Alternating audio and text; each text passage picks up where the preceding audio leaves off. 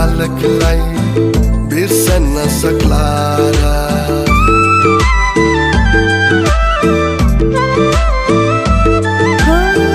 के कुनै आमाले आफ्नो दुध चुस्ने बालकलाई बिर्सन सक्ला र उसले पनि आफ्नो बालक बिर्सन सक्नेछ तर म तिमीलाई कहिल्यै बिर्सन सक्दिन।